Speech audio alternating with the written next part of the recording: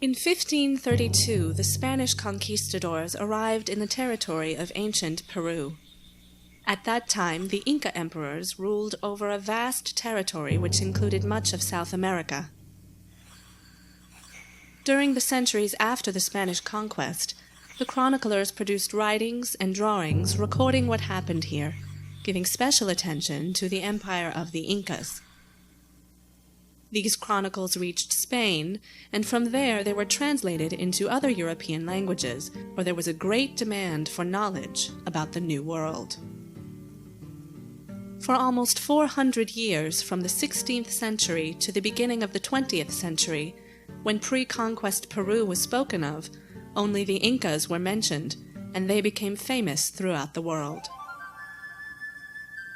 However, civilization had emerged in Peru thousands of years before the Incas.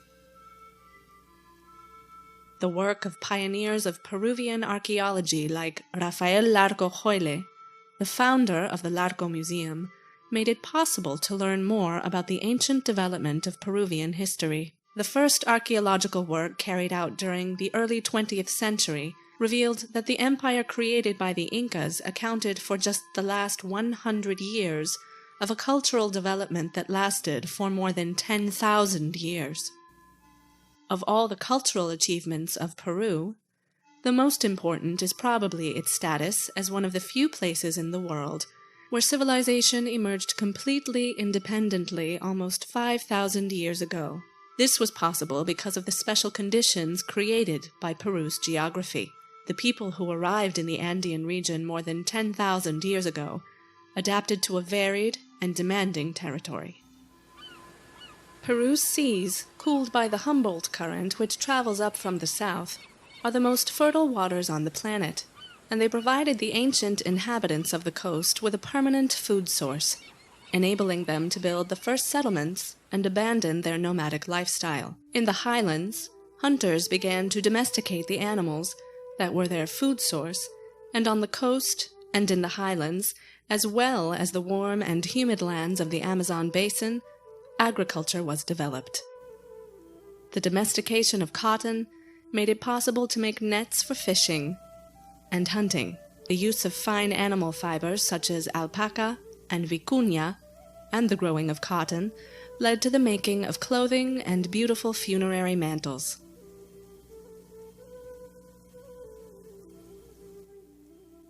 Peru is a cradle of civilization because thousands of years ago, ancient Peruvians developed a way of seeing the world and of understanding themselves within that world, and they expressed their beliefs and knowledge in their architecture, their stone carvings, their pottery, their textiles, and their metalwork.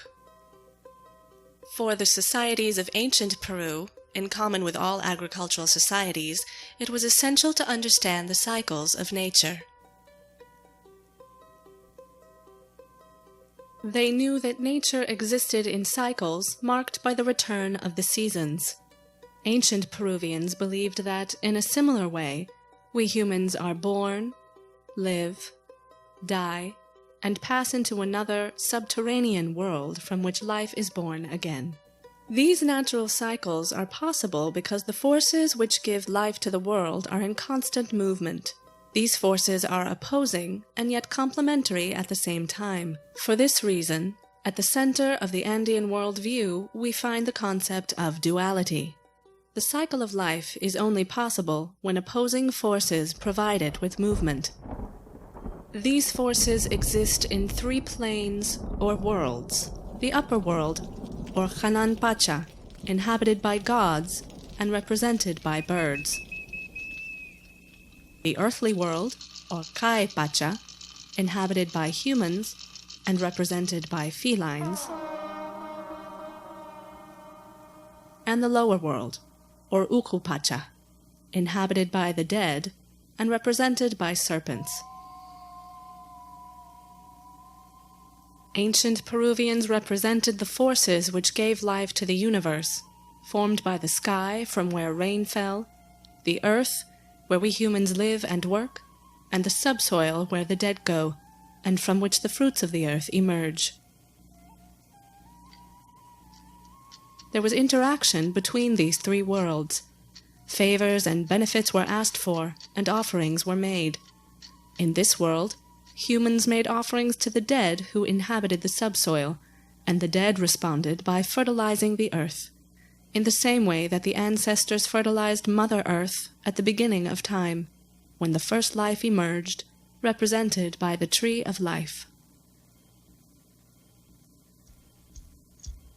Humans gave thanks for the life that is produced in this world, inhabited by men, women, and different animals, and they celebrated by toasting with chicha, using cups known as queros, that contained the ceremonial drink fermented from corn, that golden fruit of the earth.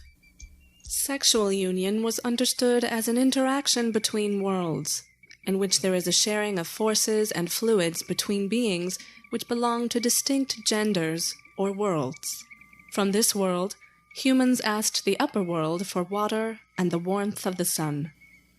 So that the water and sunlight would come, it was necessary to perform rituals. For Moche society, which developed on Peru's northern coast between 100 and 800 AD, their most important ceremony began with combat, in which warriors dressed in fine clothes and adornments would face each other in hand-to-hand fighting. Victory was achieved by removing the headdress from one's opponent in order to grab him by the hair. In this way, sacrificial victims were obtained.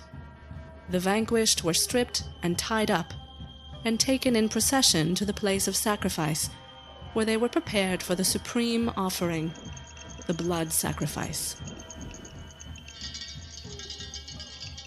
This liquid was offered to the major gods in goblets.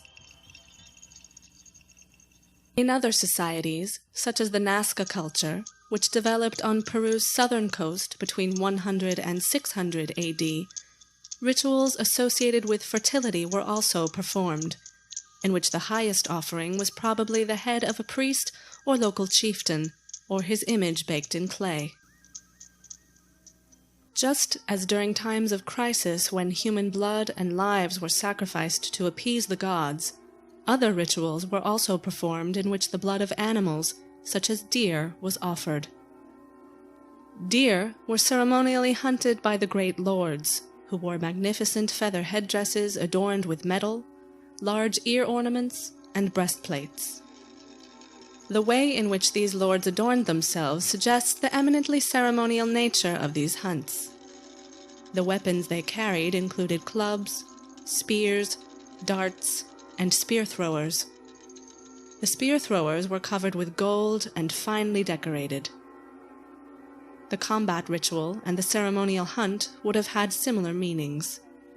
Just as the objective of the combat was not the conquest of territory, but rather the capturing of an opponent for sacrifice, the aim of the deer hunt would not have been to obtain food, but rather to capture the deer for ritual sacrifice.